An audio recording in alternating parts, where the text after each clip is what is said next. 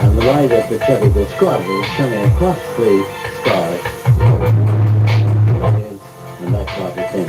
So, if you are word UFOs, I believe it to be that exactly. So that's just my opinion. Mr. Norris says he received a number of other reports of orange lights in the sky on that night. But Adelaide Airport said it has no record of any unusual aircraft activity that night. The incident follows a spectacular sighting in the Queensland town of Gladstone last month, also recorded on video. Mark Smith, Queensland have had their eyes fixed to the sky tonight after a witness caught on video what may be a UFO. There's been reports filtering in from a 600-kilometre area, ranging from Rockhampton to the Gold Coast. This is the UFO Gladstone residents reported on Wednesday night. The light was showing from that area to that area, but there was no trail of light. It's just there one minute and here another minute. Joan Mann was overwhelmed when she spotted it as she drove home from netball. My husband in the driveway, and I took all over the yard. It makes no sense that people think I wasn't the only one seeing this. You'll see something else. Reported sightings on Wednesday night all concur, a pulsating light changing from white to blue to red. But what Michelle Mulvey experienced on the same night in Ipswich was different. She was home alone when windows and doors started shaking. You could feel the energy on top of the house.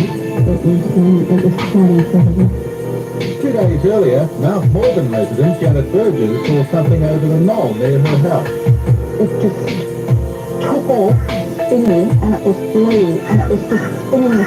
Sightings remain a mystery tonight. The Air Force says it wasn't one of theirs and the Weather Bureau has no answer. Thank you. Stunned by what they saw, a series of strange lights which appeared and mysteriously vanished, and many thinking that Sydney was playing host to some unearthly visitors. Mysterious, intensely bright, the object formed over Sydney southwest for almost an hour. It was paint, hard to realize it, and so I'm packing down there to Ronnie Hewan said she felt a strange, overwhelming calm as she blazed away with her video camera. Was it going to come and get us? They're coming here and there. Way north at Ryde, Matthew Windsor couldn't believe his eyes. Planes are flying all the way around it. They must have seen it for sure. Hard evidence of alien visitors or something more down to earth. If they're going to be visited by aliens, I'd prefer it to be something that was a little bit more spectacular than that. Through the binoculars, Dr. Williams said he saw nothing more sinister than a flying garbage bag, fashioned into a crude hot air balloon, like the one that fell to earth in Dickie Williamson's backyard. But that doesn't explain anything after 30 other independent sightings in the same area over the last fortnight, all of strange and very bright orange lights hovering low in the sky, sufficient to spook the most hard-bitten skeptics. Late today, however, more deflating news. The Army owning up to a salvo of ground-illuminating mortar shells fired over Holsworthy last night. But for those who prefer a more intriguing scenario, just put that in your X-File. John Collis, National 9 News. Okay, John, on the stock market. It was thought the lights were from jets flying over the city, but the Williamtown Air Base says there were no aircraft in the air at the time. They're travelling side by side, just travelling like in a pattern, across the sky. This is what the Ebdomowski family of Georgetown saw at around 10:15 on Monday night. While the lights are distorted on the home video, there were apparently 9 lights in all moving east towards the sea. Linda Ebdomowski wasn't the only person bewildered by the lights. Mayfield and Newcastle police were inundated with calls, and RAF Base Williamtown received more than 40 calls in just half an hour. Officers are now examining this video to try and determine what it was that so many people saw. You didn't know what they were. I mean, we're joking, UFOs, aliens, that kind of stuff, And late this afternoon it was revealed that those mystery lights may be just a prank by university students. The locals at Whitecliff Well, 374 kilometres north of Alice Springs, have spent their nights looking at the heavens, and lights, they say, are UFOs. An attempt to capture the lights on television cameras on Monday night proved unsuccessful. Experts claim the locals have been looking at the star Striker. But Roadhouse owner Lou Farkas won't have a bar of that. He says what he and his staff see are lights that move around. Last night our cameras tried again, this time with success. There was a light, one bright white one and two others coloured red. And witnesses who couldn't believe their eyes. Yeah, well, you just don't know what to think. When it's gone, you think, well, I wonder if I did see it at all. RAAF personnel at Tyndall Air Force Base are making no comment, saying all they know about the lights is what they see in the local media. But the local Alickarung people say they've known about the lights for many years. Jeff Mullins, 10 News. And still on all things strange and supernatural, Ron, you've been looking into your own mystery. Oh yeah, Juanita, we're asking questions like, is it possible that bunyips and yowies, even thylacines, still roam the Australian bush? There have been thousands of sightings, and at last 2 Australian researchers have documented many of those reports. They even hint that paranormal forces may be at work. For thousands of years, the Aborigines have drawn pictures of strange creatures, beasts 3 times the size of men. And even since the arrival of the white man, there have been thousands of sightings, and the images are surprisingly similar. According to authors Paul Cropper and Tony Healy, the legendary bunyip was commonly sighted in the early years of settlement. Reports tapered off radically around the turn of the century, about the time that the dams and weirs were being built across all the major river systems. So perhaps that's why they disappeared. The last thylacine or Tasmanian tiger supposedly died in 1936, but 50 years later, reported sightings are common. As Dr. Eric Geiler, who's the world's leading authority on the thylacine, he's quite convinced that still exists. Panther-like big cat sightings have been particularly common around the New England region of New South Wales. And one of the animal mysteries that we look at in the book, they're by far the most numerous. I mean, there must be over 3,000 reports now from trial. From a cynic's point of view, the first thing to be called into question is the validity of the reports. In fact, in one of the chapters, which is on the Yowie, we have a sighting by a National Party Senator below too. He claims that in 1977 he was one of, must have been 20 or 30 people who saw a Yowie at Springwood, which is in the Hinterland region on the Gold Coast, and it's a very, very good sighting. The authors say they've checked out all logical explanations, like escape to zoo animals, but none of them holds water. That would seem to leave only one possibility, the paranormal. And all those sheep and cattle and horses and even cattle dogs just killed and eaten with sense of precision out there in the bush. That indicates that there is a physical reality as well. So The book, titled Out of the Shadows, is now available in bookstores. Is it or not?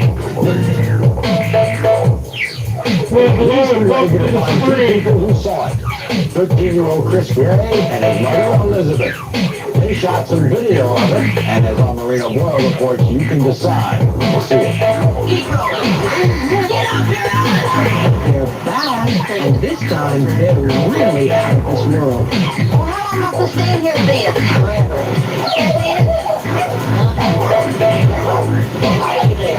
I'm freezing! The last time we saw UFOs, they were invading Russia. Yes, we were scared. The UFO hovered in the air and making this train. And Iowa.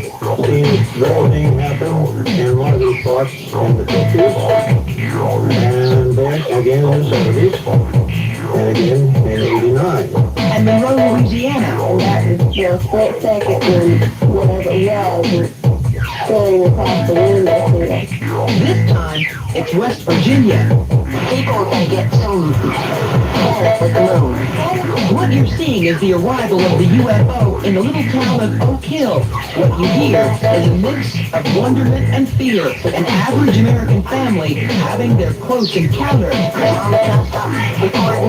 But it didn't end there. The erratic UFO was seen by thousands of people up and down the East Coast, including the nation's capital. Sound familiar? Some experts say it was probably a meteor. A few said it was a helicopter. Now, stars do not separate. But all were afraid to alarm the populace. They saw red because the UFO changed from blue to orange to white, then vanished. And then the news called me. Now, if you think this thing was weird, imagine what they think of us. Mama, my neck's breaking. What happens if I said to you both, come on, it's your imagination? We just say no, we've seen it. Chris, you haven't dreamed about this since it happened over the weekend, have you? No. So what do you think you're going to do now? I mean, you're going to keep looking in the sky or what? Yes. Yeah. That's it for tonight.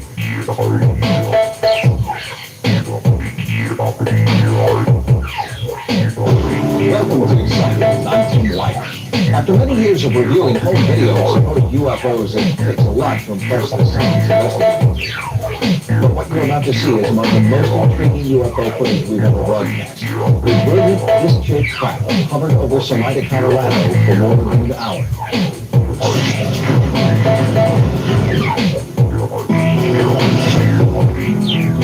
Tim Edwards has spent most of his life in Salida, Colorado. He runs the cafe his dad started 20 years ago. Tim's heard his whole life about fireballs, mutilated cattle, and UFO sightings in the valley. He never thought it would happen again, but then it did.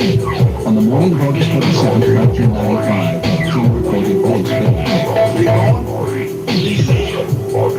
Approximately 9:30, my daughter Brandy came out here, and she has said that she looked up in the sky to see if it was going to rain that day.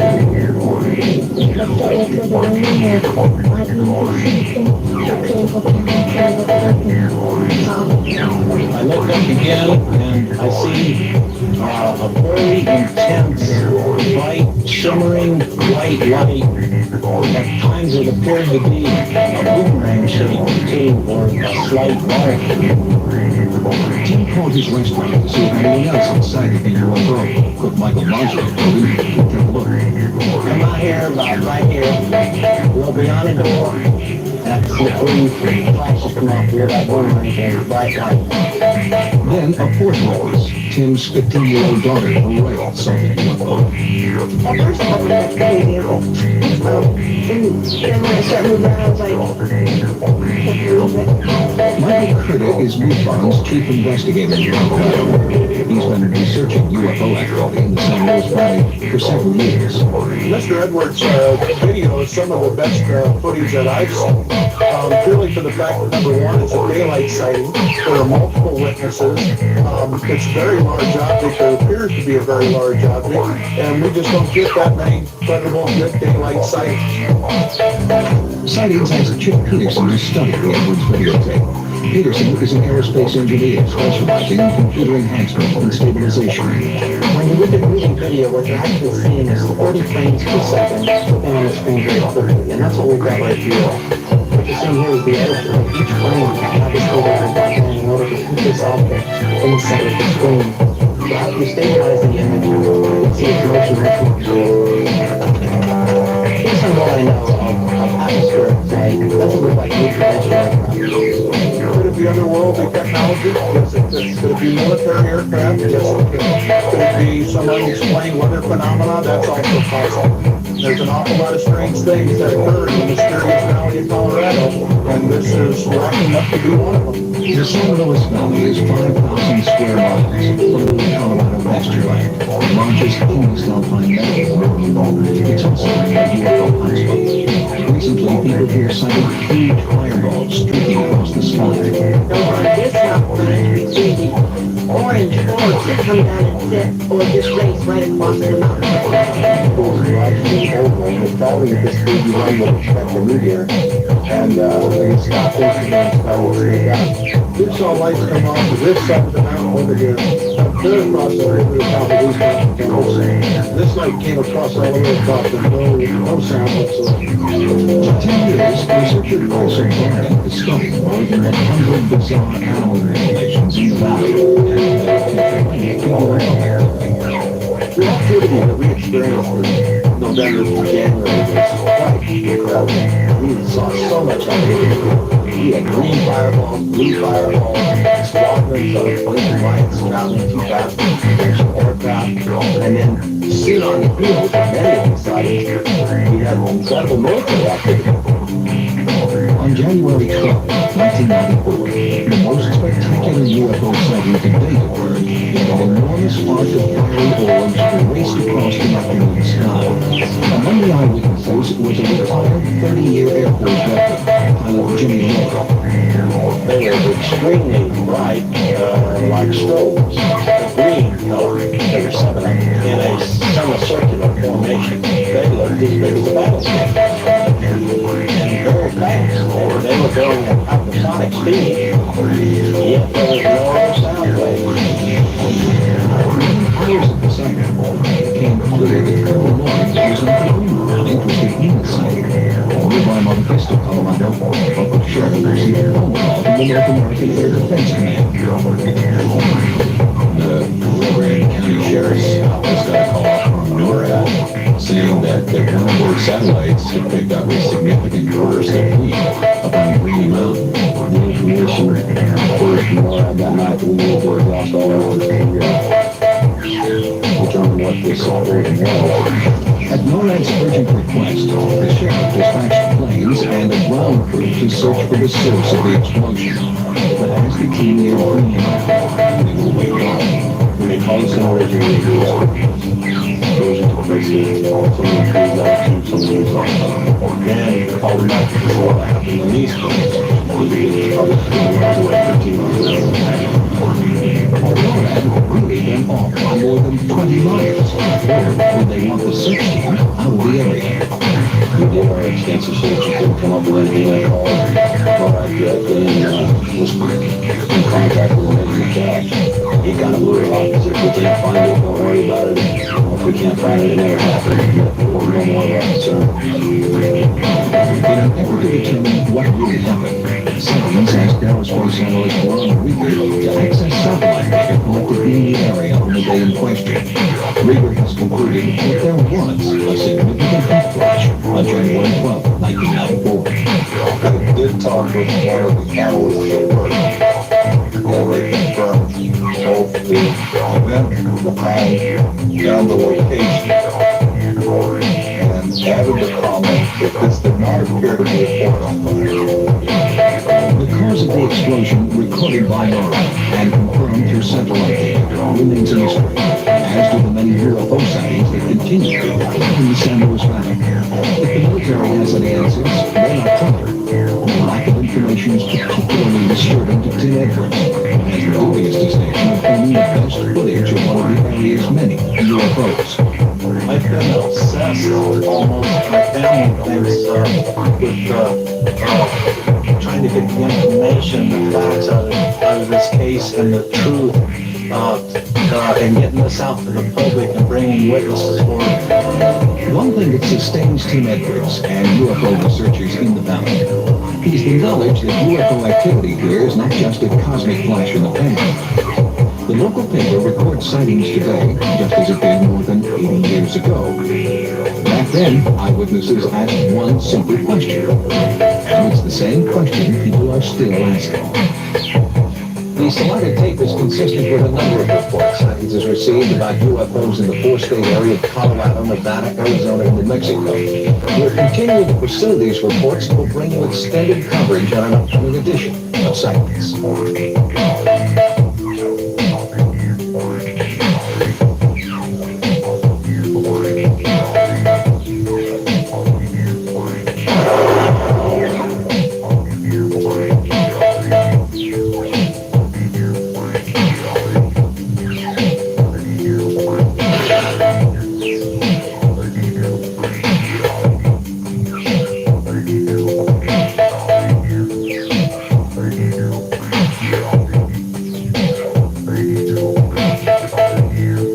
Astounding evidence of UFO. Something appears to be shooting at it. The real Star Wars tape. Something or someone is firing something at it.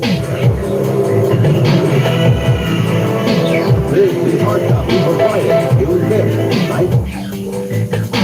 In the earth. Think that sounds crazy. No, that's his video. But if he is none other than NASA. I'll button the report. It's the hottest tape on the American UFO circuit. Peak shot from the space shuttle Discovery, a white dot 200 miles above us. Some say it's proof of a UFO battle in orbit around Earth. I believe that's why Of course, our government says it's all balderdash, but it's enough to send the spirits of believers skyrocketing. We examined the videotape in our offices with hotshot UFO researcher Don Ecker. Ecker is a police detective in the Pacific Northwest who's now on the staff of UFO magazine. Okay, here it is. You see it? Now watch it. Now if it gets up here, we'll make a right angle turn, shoot off into space, and something flashes past us. There. And whoosh. They're shooting stars. Shooting stars, Mike. That's no shooting star. That whatever that thing is took an evasive maneuver. There have been videotapes before, of course, but this simple footage is said to be much more convincing. Now, watch closely. There, beneath the shuttle, is planet Earth. Thunderstorms light up the night sky. But then something very curious happens. Watch this white dot. At first, it appears to be just a piece of space junk lost in orbit. Then, it makes a right turn, accelerates, and appears to fly away. Run it back a little more. Okay, that's it. All right, now this thing is traveling this way. It suddenly makes a right angle turn and shoots into space. Right here. Now watch it. Now we're drawing the shot. Right, watch it. There it goes, and here comes the shot. They say this shot is the most remarkable thing of all on the tape. It could appear that the object turned sharply to avoid this white streak, which flies by exactly where the object had been a moment before. Something appears to be shooting at it. Because it anticipates something where it flashes into space. There we go. And a split second later, something flashes past it. NASA's official version is that the object is a piece of ice from wastewater the shuttle dumped on a previous orbit. They have no comment on what appears to be a shot streaking past it, or on how it could turn and fly off in another direction. Why is that not a piece of ice? Well, did you ever see a piece of ice do this? Do what? Watch it. That's what I'm trying to tell you. It makes a right angle turn and it increases speed dramatically and shoots into space. There it goes. The tape itself was shot by one of the astronauts aboard the Discovery and beamed down to Earth live. There's no way that the shuttle can make a right angle turn and shoot off into space. This apparently is displaying a propulsion system that is not manufactured in Detroit.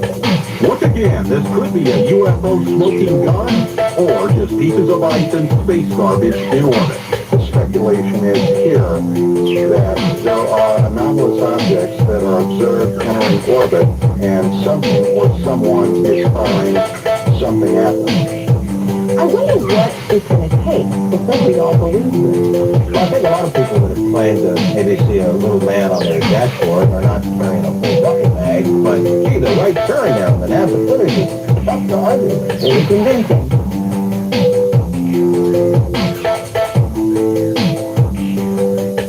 Erst 1985 gab die amerikanische Raumfahrtbehörde NASA UFO-Aufnahmen ihrer Astronauten im Erd- und Mondorbit frei. Diesen Film nahm Astronaut McDivitt 1965 vom Bord der Gemini 4 auf. Einen Tag, bevor er dieses zylindrische UFO im Erdorbit fotografierte. Einen Tag vor der historischen Mondlandung am 20. Juli 1969 filmte die Apollo 11-Besatzung diese zwei leuchtenden Objekte im Mondorbit. Ein Film von Apollo 12 zeigt dieses helle Objekt, das in rasender Geschwindigkeit die Mondoberfläche überfliegt. Vergrößern wir es. Analysieren wir seine Flugbahn. Hier schwebt eine kuppelförmige Scheibe neben dem Mond. Sie muss riesig sein. Und hier, so scheint es, ist ein UFO auf der Mondoberfläche gelandet. Vergrößern wir es, erkennen wir weitere Details. Benutzen Außerirdische unseren Erdtrabanten als Basis?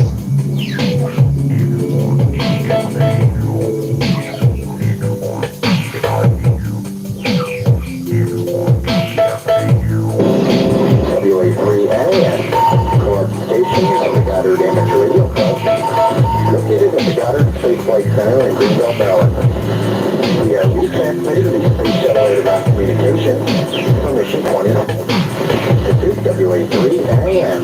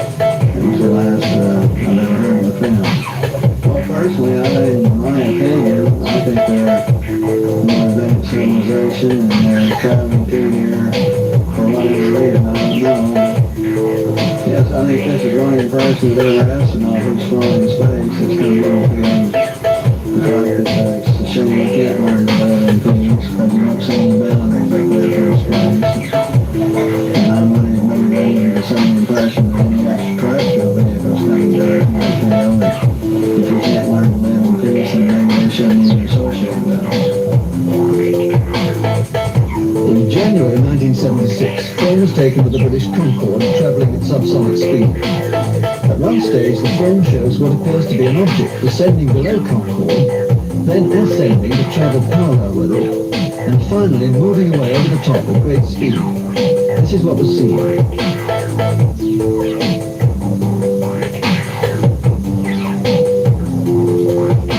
And here it is again in slow motion.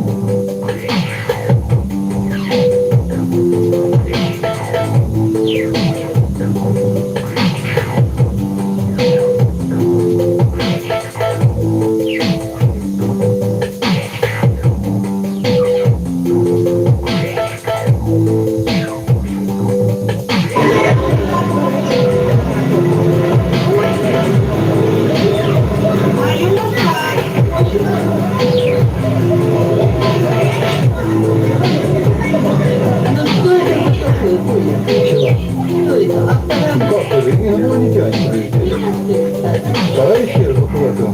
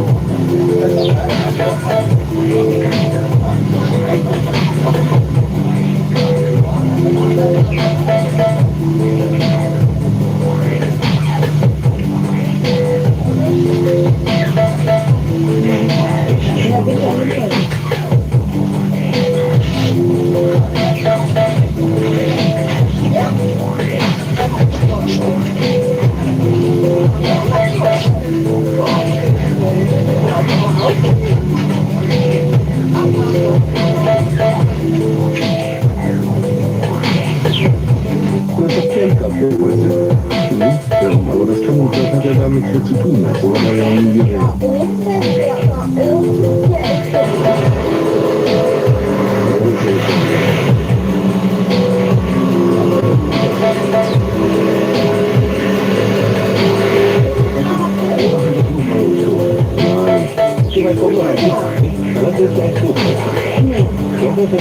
Nein, das ist ja, okay.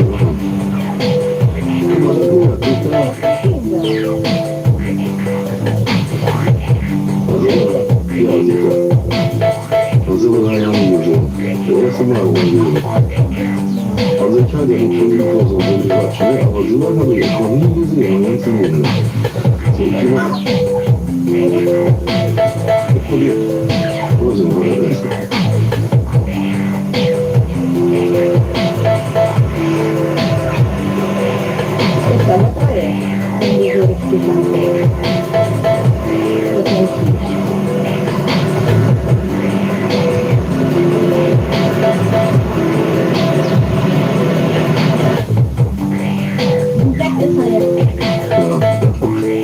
Nichts mehr mit Luftballon zu tun. Ja.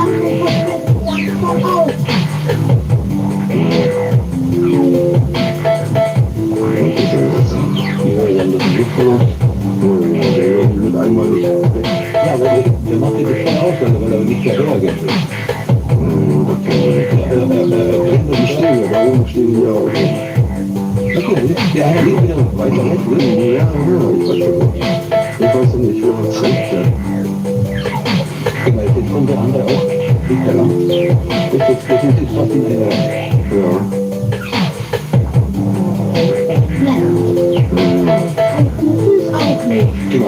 Da kommt noch einer dazu. Ja, genau. Kann ja kein Grenzfall sein. Als das hier wegging, das habe ich gesehen. Das ging so schnell gekommen.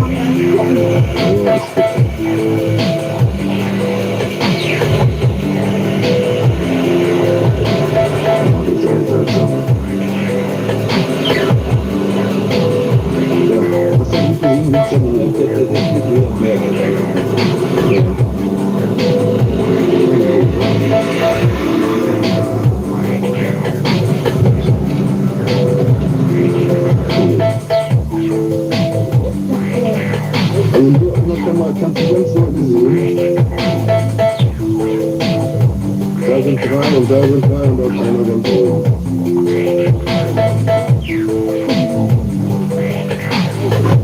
Wisst ihr, was das ist? Ja.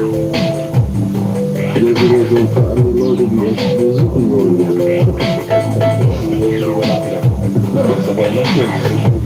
jetzt wird. Ja, also verblüht ist oder auch noch ist.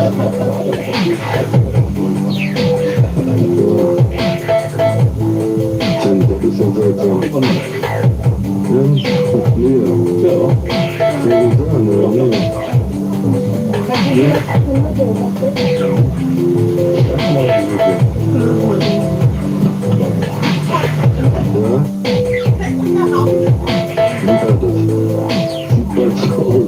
Da müssen mehrere kleine Flugobjekte sein. Aber was für Dinge?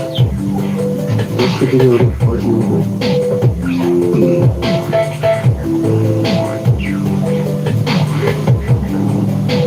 Sterne können es nicht sein, ja. So hell. Der eine ist jetzt ganz schwach. Sterne kann sein, ist das auch ein Kühl? Ja.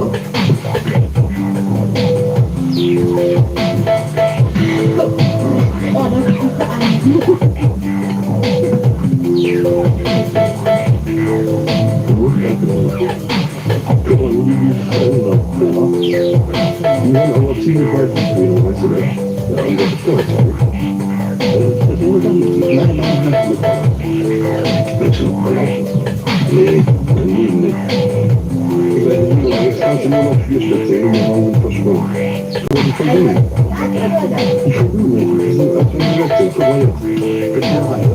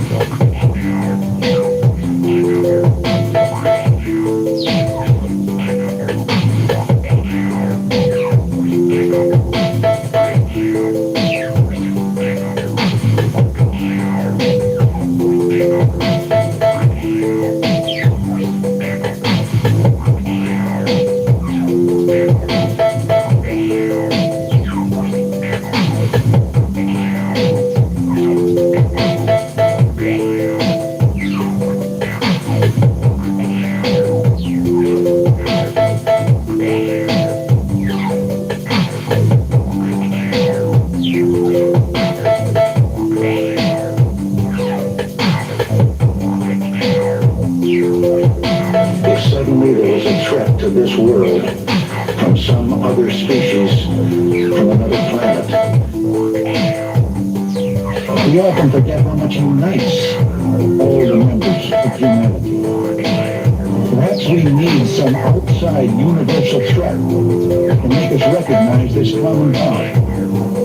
I occasionally think how quickly our differences worldwide would vanish if we were facing an alien threat from outside this world.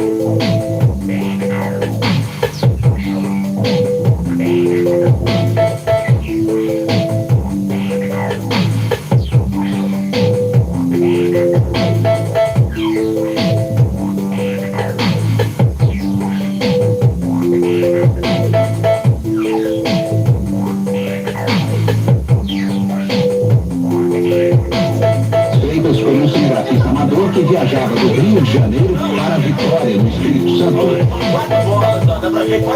Veja bem, o objeto voador brilha muito e desaparece. E cada vez que volta, parece que se multiplica. A luz ficou no céu de Casimiro de Abreu por pelo menos 1h30. O objeto voador foi visto por dezenas de motoristas que passavam pela BR-101.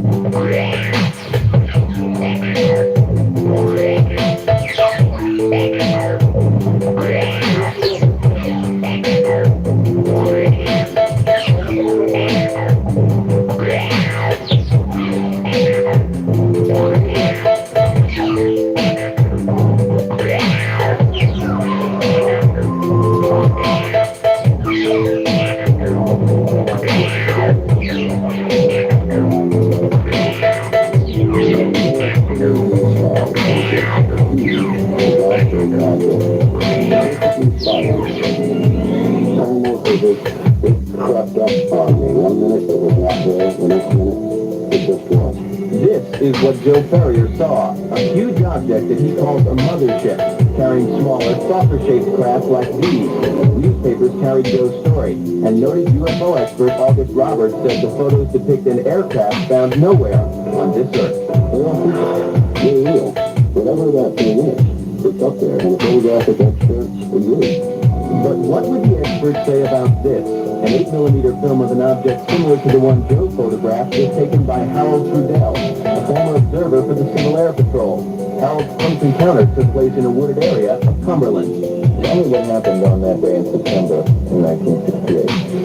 This is an area where basically there were UFO sightings in the area.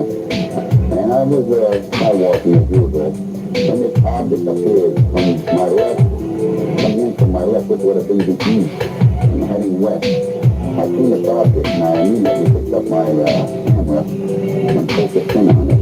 And it appeared like a cigar shape, and it didn't make any noise of any kind. And the object that I seen on it, I feel very strongly that it doesn't come from this world, because I've never seen anything that big. Perfectly silent. Almost as if it crept up on me. 1 minute it was not there, the next minute it just was. This is what Joe Ferrier saw, a huge object that he calls a mothership, carrying smaller, saucer-shaped craft like these. Newspapers carried Joe's story, and noted UFO expert August Roberts said the photos depict an aircraft found nowhere on this Earth. 8mm film of an object similar to the one Joe photographed was taken by Harold Trudell, a former observer for the Civil Air Patrol.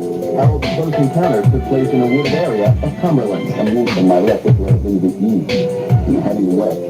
I seen this object, and I immediately picked up my camera and focused in on it. And it appeared like a cigar shape, and it didn't make any noise of any kind.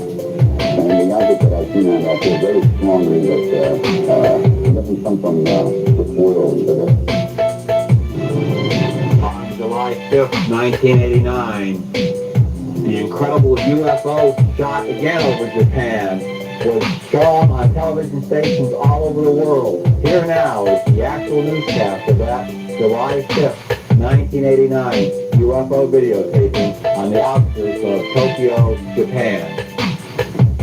Happen to have a video camera handy, and here it comes. Authorities are calling it an unidentified flying object and say there were no weather balloons and no aircraft in the area. An unidentified flying object and say there were no weather balloons and no aircraft in the area. The strange object reportedly flashed red and blue lights while spinning like a top. Japanese authorities said no planes or other known flying objects were in the area of the UFO. The strange object reportedly flashed red and blue lights while spinning like a top. Japanese authorities said no planes or other known flying objects were in the area of the UFO. Reportedly flashed red and blue lights while spinning like a top.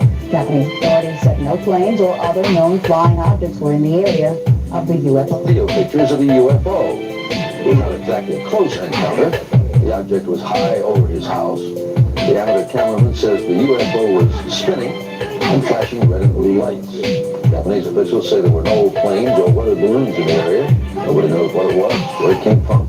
It was high over his house. The amateur cameraman says the UFO was spinning and flashing red and blue lights.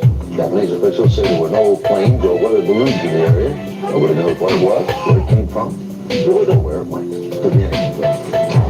Well, this is the CBS Morning News, for sure, for Monday, July 10th. You see us taking video. One of the most amazing yet most controversial sets of UFO movies ever taken was a 1975 series of films on 8mm movie equipment that Billy Myers took. We now present for your viewing enjoyment the Billy Myers UFO 8mm movie.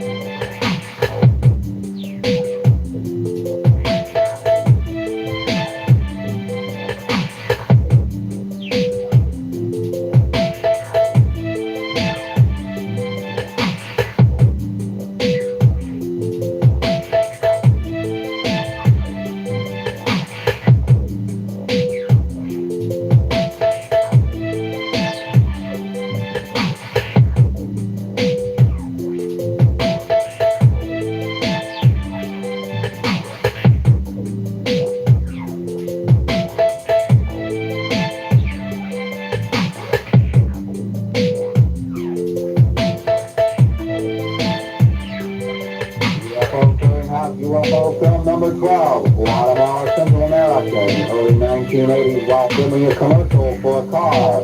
Captured this amazing unknown object on videotape. Here now, UFO film number 12 from the UFO audio video clearinghouse. The Guatemala sighting.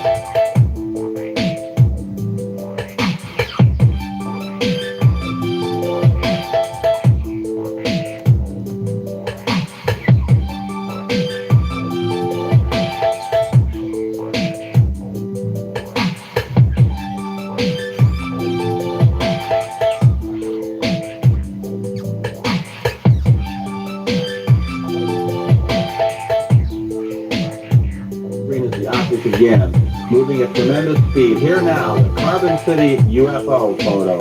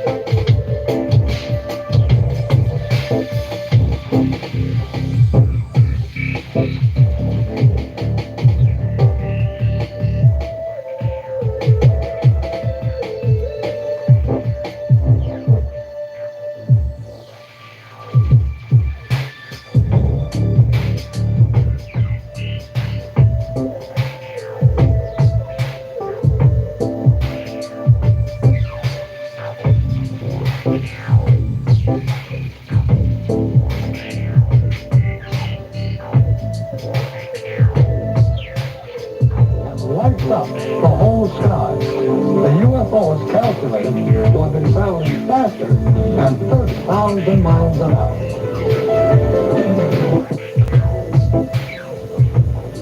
30,000 miles an hour. Boy, that's really moving. Now we present UFO film number 14, taken in 1951 with 8mm home movie equipment, plus the Paul Trent still of May 11, 1950. In diameter, which there's going to be a dome on the top, which I can't be sure, but I believe I saw the sun glinting off of the windows or observation photos, etc. Is this what Weisberger saw? This disc was photographed by an Oregon farmer as it hovered low over his field. Experts say these are actual photographs of a flying saucer.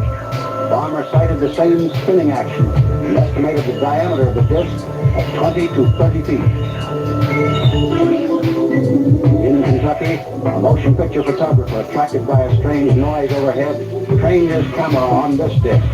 Here the wobbling motion mentioned in so many reports is clearly seen.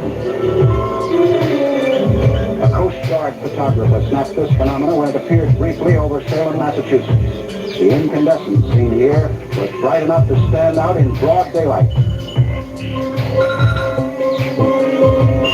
What may have been the same phenomenon was photographed at night by August Roberts, who has this to say about it. What do you think it was? I think it was from outer space, but friendly.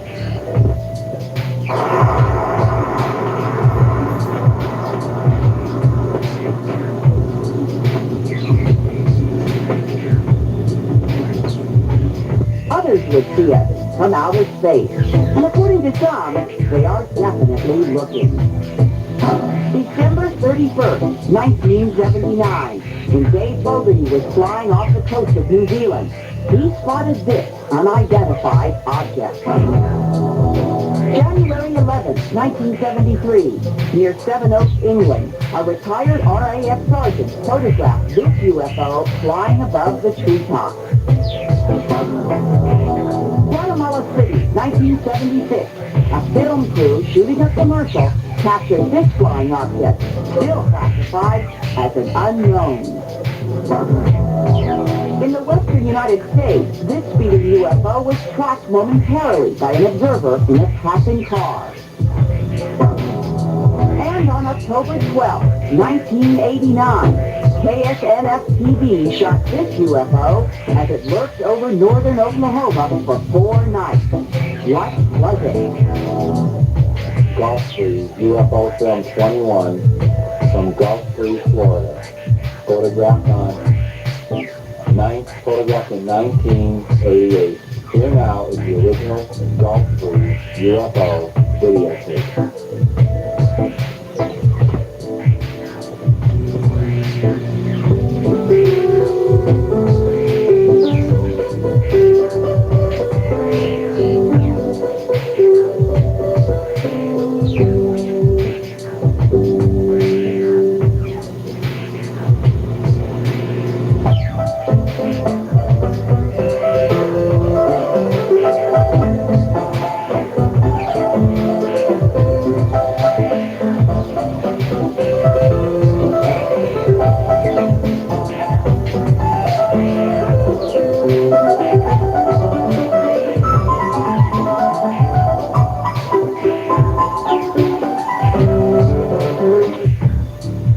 One area where there's a lot of mysterious disappearances of people and cattle is the Australia-New Zealand area. Here now, as mentioned earlier, is the official original news report of the original New Zealand UFO sighting taken on December 31st, 1979. For 7 minutes Saturday night, over the eastern region of New Zealand's South Island. At the same time, air traffic controllers were recording strange blips on their radar. The New Zealand Air Force took the report seriously enough to put planes on standby alert today, ready to investigate any further strange incidents. Here's what reporter Kevin Sabati said as he faced an airline flight that reported seeing UFOs last night. It appears to have slightly discovered a strange appearance floating here on top. So it appears to be, well, like a flying saucer. We just heard from Wellington radar that we've got an object about a mile behind us and it's following us. It's close up friendly. Now, here's the ocean sector of this. With waves of light going around. It's following us for quite a while. It's about 4 miles away and it looks like it's doing great star, but then it looks a very bright, white, green light. Britain's leading betting house is not impressed by that report and continued to offer 250 to 1 odds against aliens from outer space landing or crashing on Earth this year.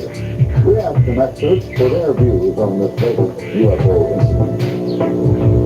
This is certainly one of the best, if not the best, reported UFO films I've ever seen.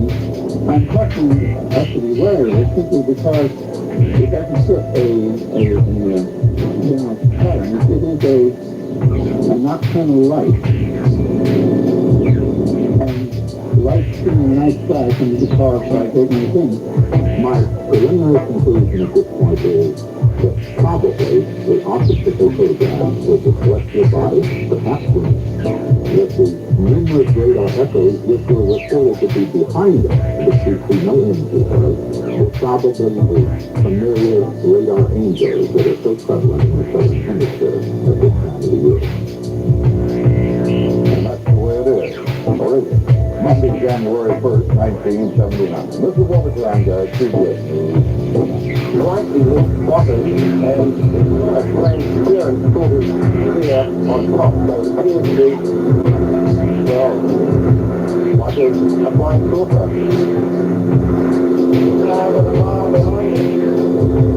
We just heard the Wellington radar that there's an object about a mile behind us and it's following us. It's making us friendly.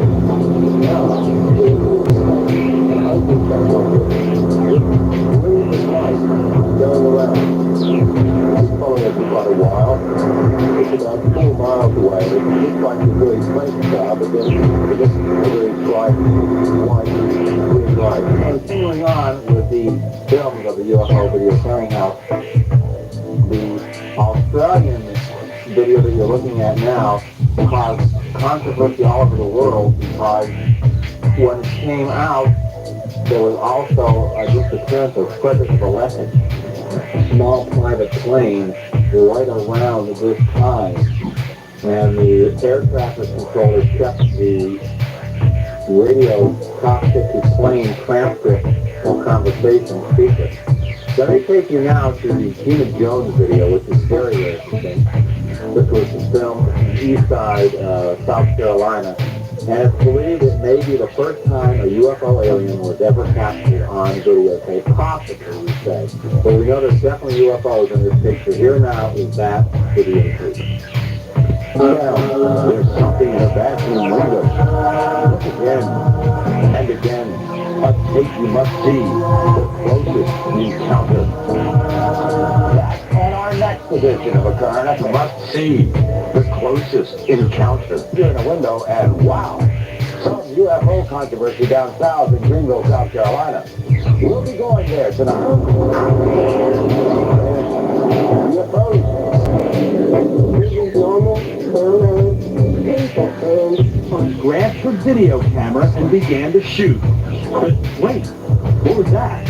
No, not in the sky, in the Jones bathroom window. Watch it again. The figure in the window, captured by accident, has the Jones wondering, and all of Greenville talking. Was the visitor from the sky? She got a picture of it to prove her story, to people that she wasn't just imagining what looked like maybe a check mark. And that's when the airplane had flown through, and you can notice in the videotape that right before the airplane flies through is in the formation of a check. And as soon as the camera goes back through the lights, they're scattered. One of them disappeared. Then she shifted the camera, and the house came into view. And that was for a split second when whatever it was staring across the window sill. Gina called the radio station. She had heard callers on my show talk about saying lights on the green. So she called, not to go on the air. She sort of wanted to compare notes with other callers. And she said, I saw these lights, but I have it on video. And it's not only these lights, but it's this little thing that calls above the window sill. We didn't notice that was even in the film until we went inside and watched it on the television. It was very serious, but it took several days before we could actually come to the conclusion that it actually appeared to be a little movie of some sort. Some people who'd seen the tape had other ideas, like the possibility that the figure is a monkey, a squirrel, or the Jones cat, Coco. It didn't take too long to logically figure out that it wasn't her for several different reasons. The size of whatever was in the window. Also the fact that she was here at the back door crying, come out, and I heard her screaming right there. Or perhaps, just perhaps, it was only a Halloween prank. I do not think that it was a Halloween prank. We were right there and know for a fact that there was no one in that yard. Whatever it was in their window that night, Gina and her husband weren't the only ones to see the mysterious lights over Greenville.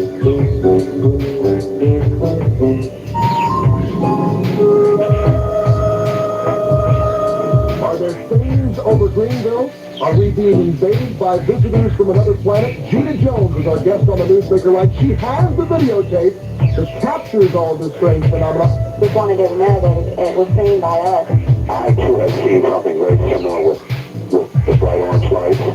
Gina's pretty remarkable. So far, we've had 11 callers that said they saw the same thing you did. No matter how many watch those lights in the sky, Gina is still alone. For although many people have gotten photos or video of unexplained lights in the nighttime skies, she is the first to capture a possible extraterrestrial. I am not saying what this is. I'm not saying or claiming that this is an alien or anything from UFOs. All I'm saying is that we don't know what they are, and we do want an answer. The Mutual UFO Network, the largest UFO organization in the world, is sending a representative to get a look at the tape. They say 80 to 90% of their reports turn out to be false alarms. But this time...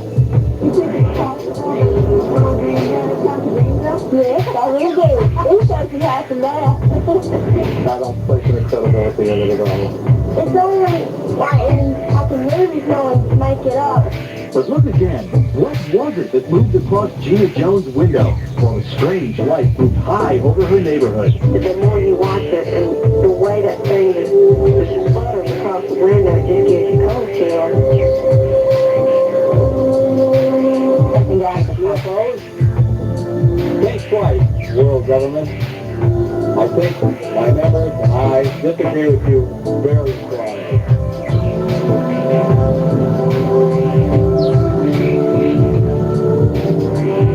Now let's get back to UFO films on March 24th, 1989 in Nevada Desert. This UFO was not only taken, but it was also known in advance when it would be flying. Okay. No, I didn't. Look at it now. Here, hold on, right here.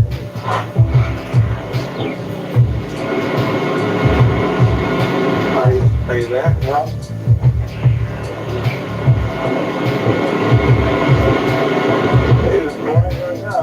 Admittedly, the tape proves very little by itself because with the distance and darkness, there are no reference points other than the alleged flying disc. But Lazar's information about the time and location of the test flight proved correct, not once, but twice. That, according to our off-camera interviews with each of the other witnesses.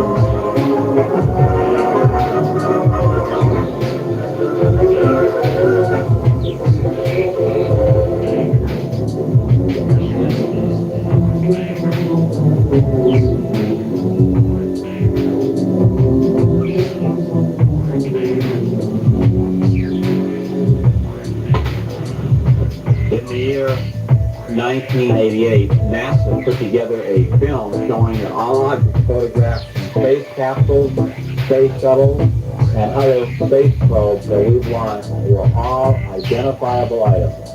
As NASA says, all items in space are known objects. No UFO has ever been filmed in space, NASA spokesman. But later on, I'm going to show you some other films. First, watch the NASA film. Spectacular film showing intricate docking maneuvers in space. The breathtaking video of Americans on the moon. But this NASA film, a series of clips of several different space missions, also has some curious scenes, which NASA says are perfectly explainable. We'll let you decide for yourself. The film is titled Photo Aberrations, Debris, and UFOs. The UFO part of the title, NASA says, is merely the product of someone's wit. First, a launch. A lens flare from the sun. And then, what's that in the corner? Let's take a closer look. Magnify the film. Pull it up, so to speak, and put it in slow motion. NASA says it's from a Gemini Titan mission, the second stage of a launch, a carved panel falling away. Nothing more than moon pigeons, claim the space officials, a nickname the astronauts gave to space debris, junk, ice, reflections. Certainly most, as with earthly UFO observations, most can be explained. That isn't the right question. The question is how about those that can't be? I think with regard to this footage, look only at those that give some indication of being more than a little tiny object, close by piece of debris, if you will, that might have a certain shape, that might have motion that would indicate intelligent control, for example, starting and stopping, or a changing of direction in response to something that's going on. Lost in space, according to NASA. A spokesman adding, no film taken in space is classified. What about those bright lights? Once again, with advanced edit technology, we'll isolate those lights, magnify them, and take a closer look in slow motion. NASA says it could be insulation, ice, but in this case, those lights are a reflection off the lunar module aboard Apollo 11. Anyone taking home movies knows mistakes, reflections, can pop up for the non-professional photographer. And NASA claims it's the same in this case. What about this tiny light moving across the surface of the moon? In slow motion and pulled up. According to NASA, it's ice formed by leaking propellant as a lunar lander blasts off from the moon. And finally, is that a UFO hovering in orbit around the moon? As we take a closer look once again, NASA's explanation is that's Earth. It's one of those Earth rises we've seen from the moon, only this time it's from the backside of the moon, on the way home to Earth. Nothing there out of the ordinary. The NASA official who ordered it tells me it's to show all those far-fetched claims are so much baloney, as he puts it. Still, even the UFO debunkers, UFO researchers such as Phil Klass, hope there's something somewhere out there.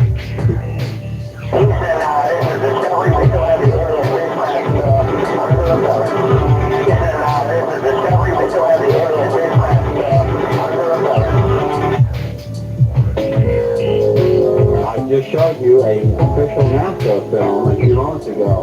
However, there are many UFO shots that NASA has taken from space that they did not include in the vast portion of the film that you just watched, called Photo Apparitions. Look now at this shot from Skylab, and you'll notice a number of excellent UFO stills that were taken. This one here is glowing red, which is interesting since in space there's no atmosphere and nothing can glow red. Photograph from Skylab. Later on, towards the end of this tape, we'll also be showing you some excellent UFO movie films that were taken from space that were also not included. Here's another very interesting shot of a double object or two UFOs pacing one of our space shuttle objects. Another UFO taken here shows in addition a glowing white phosphorus type object pacing one of our spacecraft. As you can see when you look close, it might even be two UFOs. Yet, NASA refuses to comment on these statistics. I'd like to move now again to the Lost Street UFO and take a longer look at this. Many said it was fake, but it's very interesting and very similar to many other UFOs photographed all over the world. Here now, the long version of the Lost Street UFO, photographed in Washington, Washington State on 8mm home movie film. He's out to take his first trial pictures with his new 8mm motion picture camera. He goes to his local airport to photograph the action of a commercial airliner making its landing. The airplane makes its approach, and following it comes the big surprise, a UFO. The UFO, exhibiting anti-gravity capabilities, follows the airliner right down to the surface of the Earth to its landing. The UFO is a bell-shaped type, which has been seen in photographs all over the world since the 1950s. From Australia to Western Europe to South Africa to Mount Palomar in California, where George Adamski made excellent still pictures, all with the same bell-shaped configuration with 3 spheres on the bottom. There are some very significant things about this UFO type. Under the bell-shaped hull are 3 spheres. It is these globes which, when excited by a high energy level, cause the UFO to become immune to gravity. At this point, the UFO begins to take on a glow. At a higher state of excitation, it is ready to move into its home dimension, a dimension which is not light years away, but right here, interpenetrating our reality. A significant amount of scientific research evidence now seems to confirm the amazing fact that UFOs such as this are interdimensional spacecraft. These same types of UFOs have been photographed, invisible to the human eye, by means of ultraviolet filters, and have been found to be trailing our commercial airlines flights at 35,000 feet, just as this flight was tailed by a UFO right to its landing. This time, it was visible. We have presented evidence that many times commercial flights near a UFO have lost electrical control and their aircraft instrumentation. Pilots have confirmed this fact. Passengers have been injured as pilots have taken evasive action when surprised by a UFO which to them seemed to be on a collision course.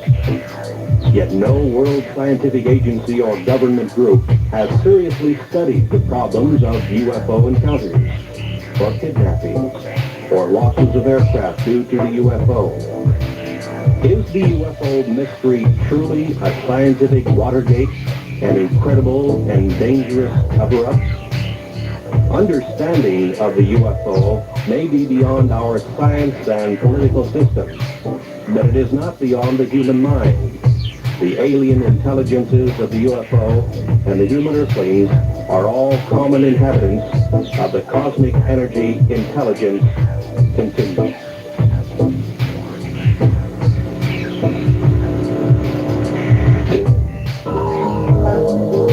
One of the theories by Cover J. Constable was that UFOs are actually living beings. Here filmed under ultraviolet film, filter number 18A is a short UFO clip showing glowing objects invisible to the naked eye, yet visible on film. Here now is that mid-1970s Orgone Energy UFO film.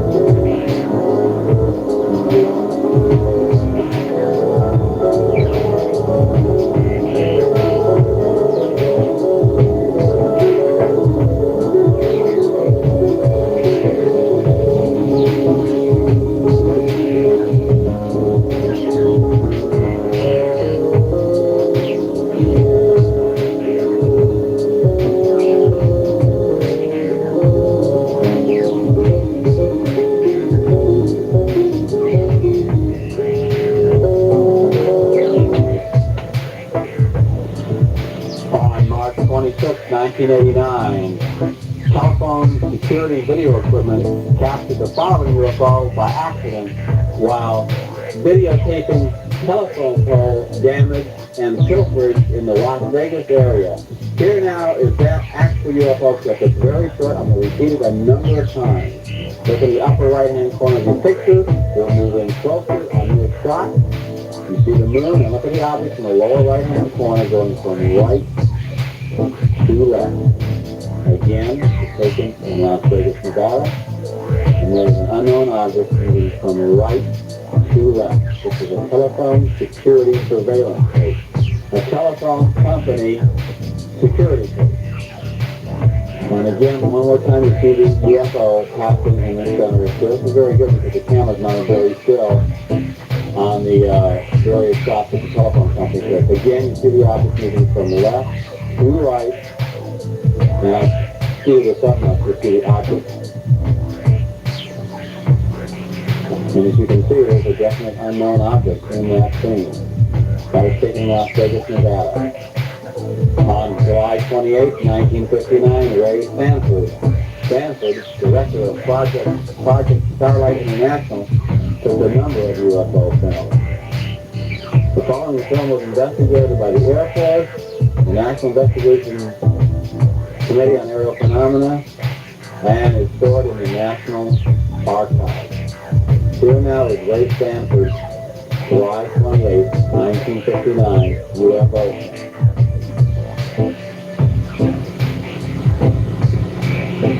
By the way, the listing on this is unknown.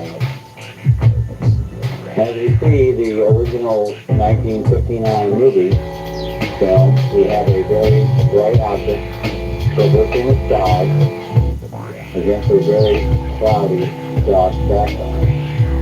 Another view of this shot shows the object on a brighter portion of the sky flying by. This particular clip you're watching is very mysterious because it was totally unknown. There's also a scene here where another airplane shows up emitting a vapor trail.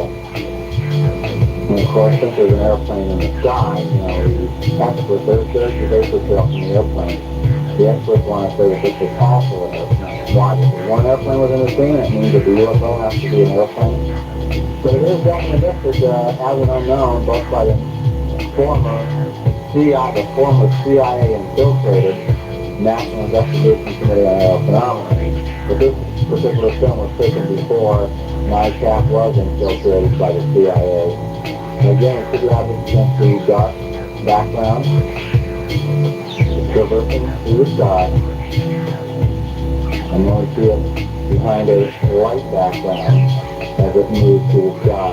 The little flashes you see are the grain of the film because this has been run over and over and is enlarged quite a bit. So when you enlarge it, you tend to get grain in the film. Definitely an unknown object. I'll put it one more time. This is the Ray Stanford Project Starlight International director. His original challenge was to set up an area where they could actually film UFOs in Texas, and he did that. He's got two excellent clips of what you're watching one of them right now. Again, as you can see, the UFO tends to hover for a few seconds, as it's doing right now, a little spinning motion. It comes near the vapor trail of the plane there for 1 second, and then darts off away from it. Another very unknown UFO film taken was on January 23rd, 1957, at the Nakao General Observatory in Japan. Now, if you look closely at the UFO in the photo, you notice that it will be suddenly start to move back and forth in a very slow delivered jumping pattern. Again, this was filmed by an astronomer in Japan in 1957. The Japanese government did not release this until about 3 years later, 1962. And as you see, it's just a very stationary light at this particular time. But now you can see that the object starts to jump around and just move back and forth in very sporadic motions, as if maybe recharging its anti-gravity unit. UFO was photographed at night using a standard type camera. Nothing special, nothing professional. And as we see by watching the object, it tends to be jumping in just very small little motions across the screen, or as it was originally taken, across the sky. Once again, this is the 1957 Natal Geno, and then it disappears and comes back on again. This was the 1957 Natal Geno Observatory UFO photos taken in Japan in 1957. For those of you that may not be familiar with exactly what you're saying, this may be a plasma field around the UFO. Now let's go to the original audio on the Kemonton, Utah film.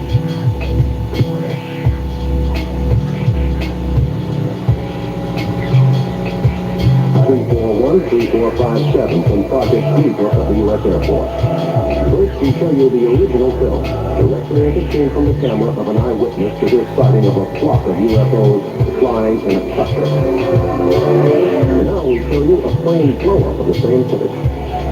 This footage was submitted for review to the Air Force, as are most UFO sightings, and again the Air Force, after lengthy deliberation, reluctantly decided that it could not ascertain with any accuracy what the UFOs might be. At this time, the Condon report was published with a few plane blow-ups from the Kemonton film. The Condon report, which came out in the early 50s, was supposed to be the last word on UFOs, as far as the Air Force and official Washington were concerned. Time has proven the Condon report to be anything but final. Proven reports of UFOs, all with documentation which has withstood the most detailed scrutiny, continue to mount. These 5 glowing discs seen in the Kemonton film, moving in a flight pattern in excess of 3,000 miles per hour, according to detailed frame analysis of the film, have defied any explanation of natural phenomena, which the Air Force has attempted to offer. Observers say that the discs gave off a slight humming sound, and that their flight pattern was consistent from right to left. The disc stopped momentarily and hovered from time to time.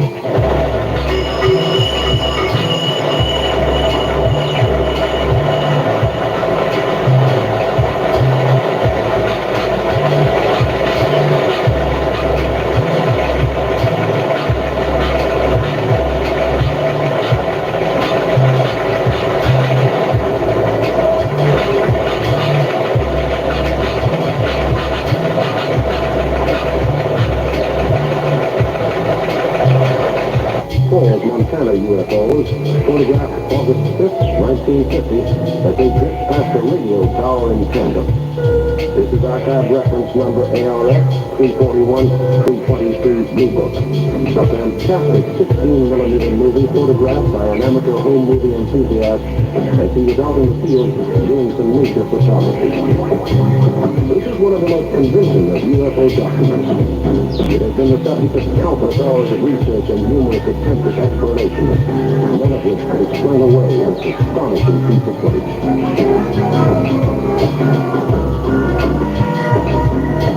This again is the Kemonton film, a better flow-up of it. This was photographed July 2nd, 1952, and archive reference number ARX 341-3477 Blue Book applies to it. Here the UFO is using a cluster formation of larger numbers, shifting off into other patterns from the basic hook pattern, which has dominated so many UFO reports. Again, this sighting was accompanied by eyewitness reports and sworn testimony. A note should also be made here that the government has more than 20 hours of actual sound recordings of UFOs in the National Archives in Washington, D.C.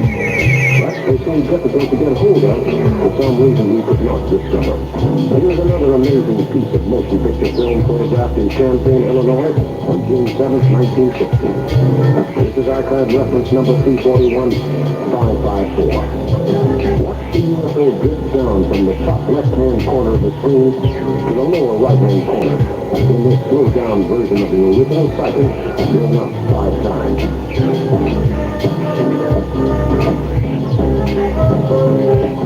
Here's the same footage in original format, again slowed down, with the UFO starting at the top left-hand corner and going again into the lower right-hand corner.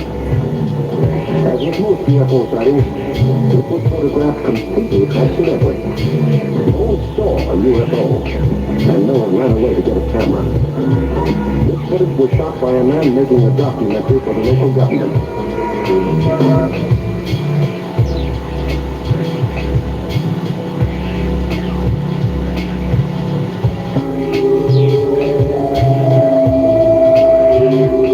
And finally, we offer this astounding bit of film taken in Cameron, California in January 1967. It involved an actor doing a close-up in a Western movie. We show you first the entire piece of film just as it's shown from the studio's cameras. Here, an entire crew of actors and technicians saw this UFO, and as you will see, the cameraman pans with the object, following it from right to left. Watch the lower right-hand corner of the screen closely. The small white dot just at neck level moves along behind the actor's shoulder. The crew testified later that the craft gave off a humming sound, and as you will see, it is capable of great maneuverability. Here in blow-up, you can see the UFO emerge from behind the actor's head. Now, in slow motion, we show you the erratic pattern of the flight path, slowing each frame down 10 times, but skipping none of the frames and showing them in strict sequence. This film, archive reference number 341-753 Bleecker in the National Archives, caused a storm of controversy when first projected for the Air Force. The flight pattern of the UFO is unmistakable, as are the pauses and corrections the craft makes in mid-flight. If this is not a UFO, what is it?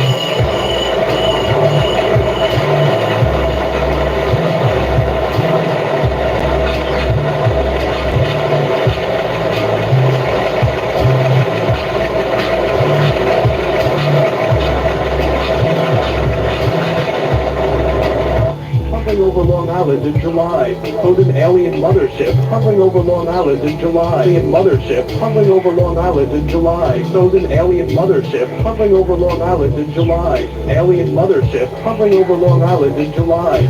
And then there are drawings. UFO film number 34 was taken in the early 1970s by Dr. Daniel Fry using 16mm movie film and a 16mm camera. The critics really panned this particular UFO, but under the test of time, it has stood up. Here now is the Daniel Fry UFO, photographed in the early 70s.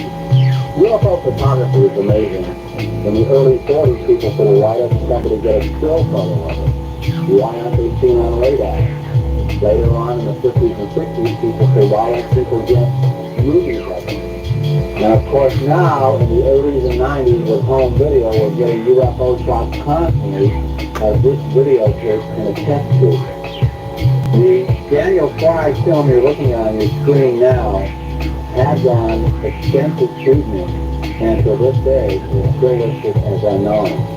Now there are many UFO films that were taken, called hoaxes without any investigation, and later has stood the test of time. The Daniel Fry photo film, as you're looking at, once again, has a spinning motion on it. And if you look carefully at this, you can see the disc spinning back and forth. There is slightly with a definite hovering. And of course, what is learned since the time this film was taken, the force of